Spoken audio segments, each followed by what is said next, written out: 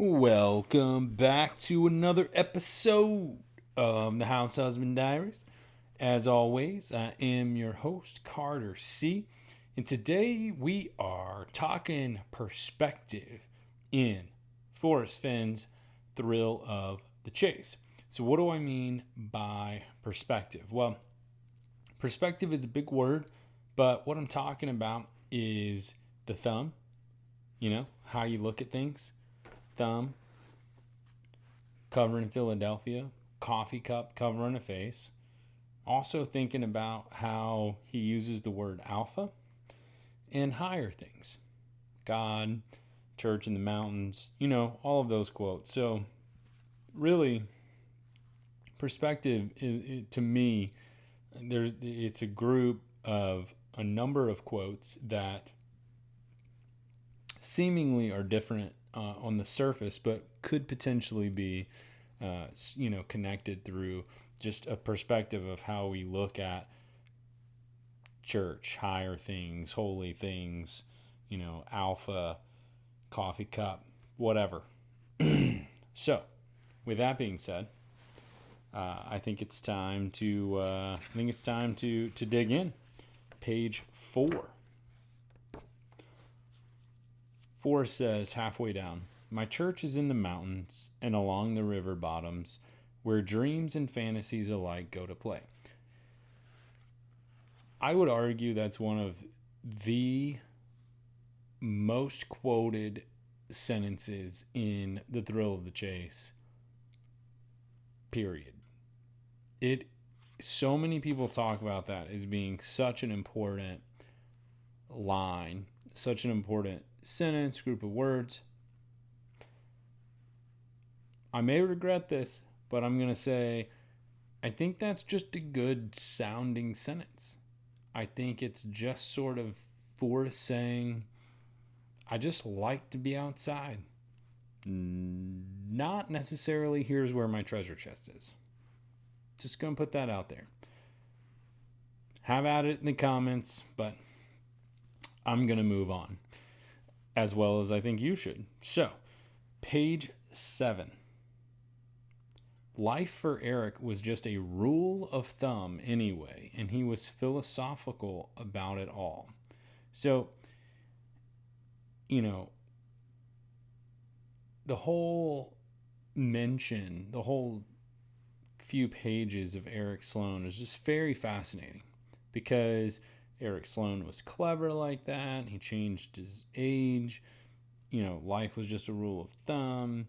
He was married 5 times and then divorced, and he wrote a book called 80, and then he died, and he had it all figured out, and it's just, there's a lot there. So, life for Eric was just a rule of thumb. I don't know how that plays into stuff with JD. JD knows Eric. It's just fascinating. But I thought I would put that in there because that's a rule of thumb, and then he talks about thumbs later on. So I wanted to cover all of my bases. So, page 9, important literature.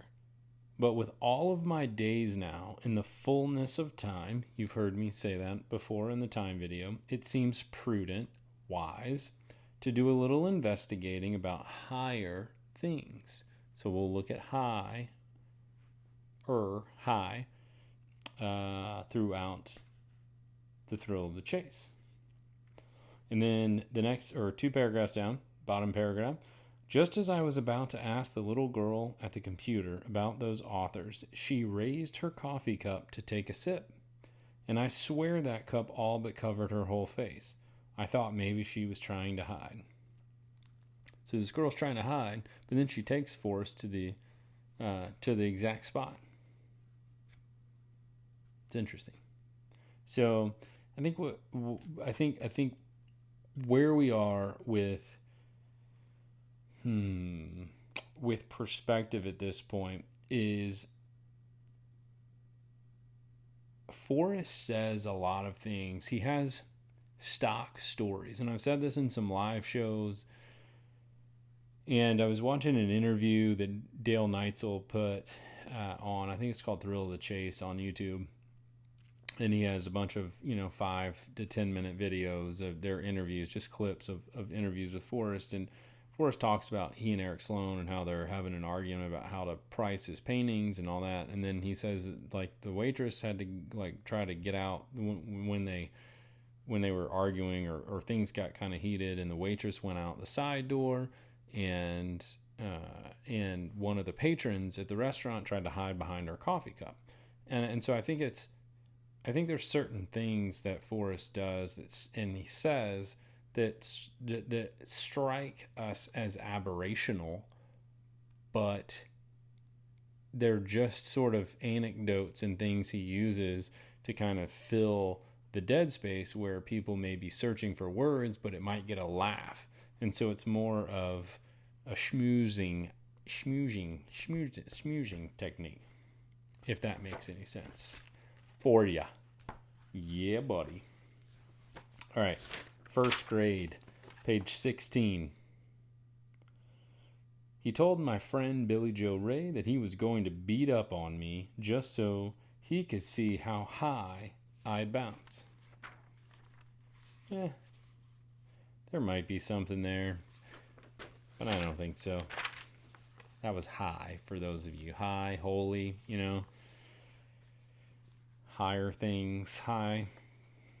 I'm just trying to put them out there for you. So, if you haven't noticed it, whatever, if it works in your saw, if it helps you, that's all I'm trying to do. That's what we do here at the House Husband Diaries on Fantastic Fen Days. And this is a Fen day because we're still in quarantine. All right, page 40. Forte. So he says, after 4 or 5 times, the spankings began to work for me, but I'm not sure Skippy ever learned. Maybe he was turning alpha. Alpha. We've talked about alpha, we talked about omega, talked about double omegas, and I mean, when I say we, I don't necessarily mean just at the House Husband Diaries, I mean the community as a whole. It sticks out. My question and my wonder is this subtle enough? His usage of alpha, just out there, alpha. It just seems like very, I don't know how to necessarily use it to my advantage, but it's been out there for 10 years, so I feel like it's not very subtle, and it's not really anything that has to do with the poem, because so many people have been looking at it, and it doesn't really get us anywhere. Capiche? Does that make sense? I hope so. All right. Page 45. We've talked about this a fair amount as well in the community. Even so, my father always drove about 50 miles out of our way down a little dirt road to a one-room schoolhouse in Wyoming just to show me what was written over the door. He who teaches a child labors with God in his workshop. Labors with God. His dad was proud of that. Okay. We're so close. Just a few more videos, and then we're going to be doing secondary analysis, and we're going to be comparing all of this stuff. And I cannot wait. Bet y'all can't wait either. It's going to be fantastic. All right, page 50. Right? My brother Skippy was always doing things that I thought were both atrocious, and astonishing. He was kind of a god to me. Little g, not the big God, but little God. He was kind of a god to me. Isn't it interesting that then and then the next sentence starts with in temple, because you go to temple to praise God. It's interesting. They're from Temple, Texas.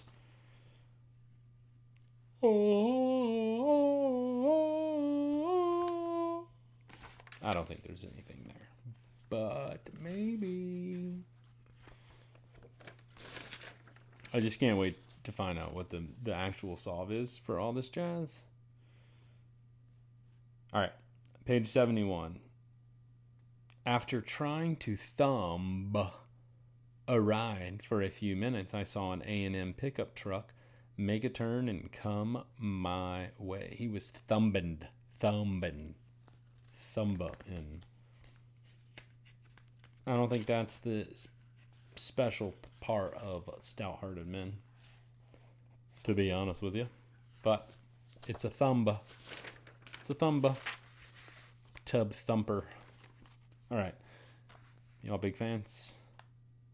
Page 18. So this is interesting. I mentioned this a long time ago, months ago.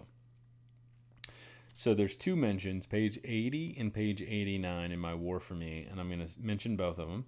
And he says, the climb out was smooth as usual, and the jungle through my windscreen was a deep green and covered with trees 300 feet high that seemed less and less important as we clawed for altitude.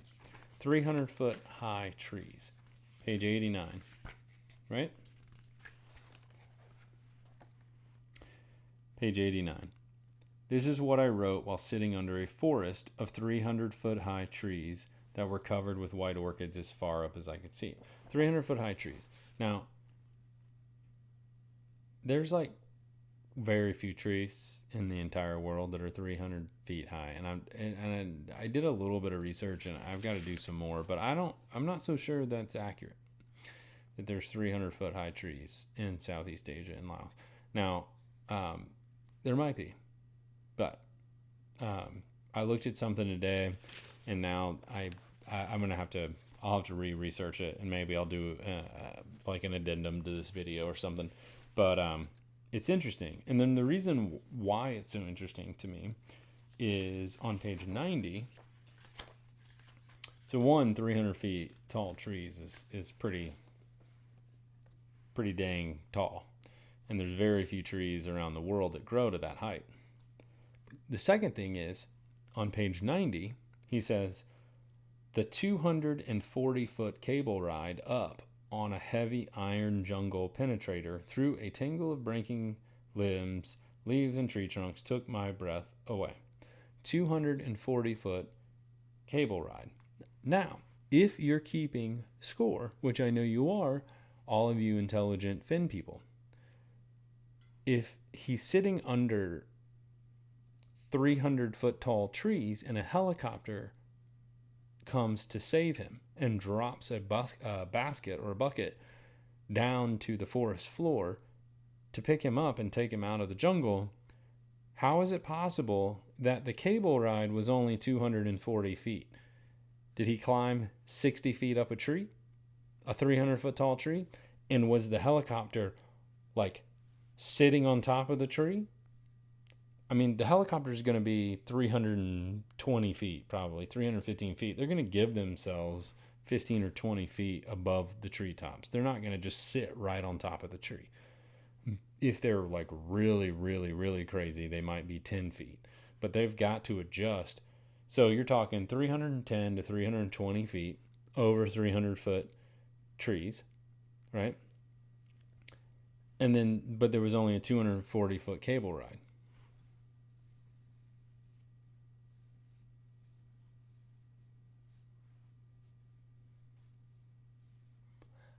I'm pretty good at math. Not gonna lie. Not gonna try to be false humble on this one, but doesn't make sense. I've read this book a bunch, and I never really looked at that until I was doing this video. Where's the extra 60 to 80 feet here? I get that Forrest says early on he only has to be right 85% of the time, but he makes it a point to mention 300-foot tall trees twice.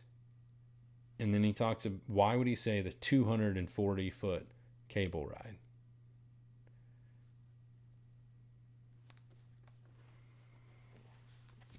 Is there a there? It's interesting. All right. Page 87.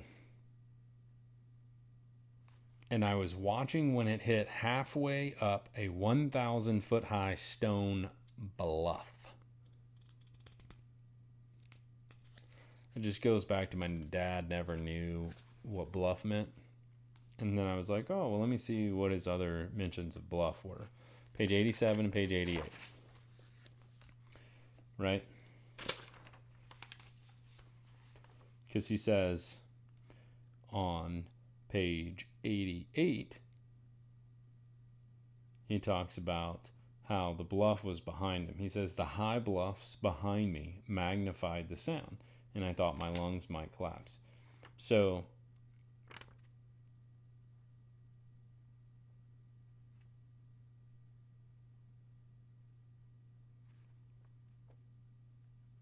is there a bluff?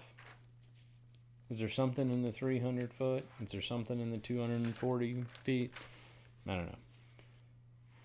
So let me come back to page 90 where he talks about the 240 foot cable ride. And let me just focus on this. So the first part that I mentioned, the 240 foot cable ride, when I read that quote, I was talking about the difference between 300 foot tall trees, 240 foot cable ride. There's a discrepancy. But then if you look at the last part of that sentence, he says, the 240 foot cable ride up on a heavy iron jungle penetrator through a tangle of breaking limbs, leaves, and tree trunks took my breath away. Took my breath away. Interesting. It took his breath away. What does he say when you find the chest? It will take your breath away. You're going to be shocked when you see the glory that is inside indulgence. Is there something about 240 feet there? The difference between 240 and 300? A bluff? I know Mike from Treasures Galore and I and Logical Searcher and I have talked about, 300 feet. Maybe a barbed wire fence, a field, a tree. Just all of this stuff. Ruminating. Page 91. We're almost there. About 6, 7, 8 more. Page 91. When we landed, the geography looked much different from what I expected and from what I had seen from a mile up. The small clearing was now about 300 feet across, and belly-high grass made walking difficult. 300 feet. From a mile up, there's 300 feet across, you have belly-high grass, making walking difficult. Coming back. Page 97. We got a lot of thumbs up here. So he says, the last thing the crew chief did after he pulled the chocks for taxi was to cup his nose with one hand and give me a thumbs up with the other. Big thumbs up. So he says, in order to stay awake, I started playing stupid games like moving my helmet from left to right, then back and lightly tapping the canopy on both sides. Finally, I started moving my left hand in and out, looking at my glove as if I had not seen it before. Then, for no reason at all, I closed my fist, stuck my thumb out, and moved it close to my face an inch away from my left eye. My God. Thinking of higher things. I had completely covered up Philadelphia. I had covered up millions of people with my thumb. I know y'all have read this over and over. It's all about the thumb and perspective. Now, page 98. Well, I suddenly wished I had taken a drink back at the club. The upside was that I didn't have trouble staying awake after that. The downside, though, was that I had covered a few million people with my thumb, and it took me to another dimension in my mind. A place I would not visit again until the grave marker entered into my life. Interesting. I think there's a there if you're keeping track. All right, but I'll let you work on that there. And then we'll get to page 103. And he says, that's why all of Philadelphia was reduced to a thumbnail to show me that each one is as important as the all, myself no less than any of them and no more. To a thumbnail? All right, page 110. We'll get out of here in a couple more quotes. Actually, it's a few if you want to be technical. 110. We're back on alphas. Because I didn't know where to put alphas. You know what I mean? So,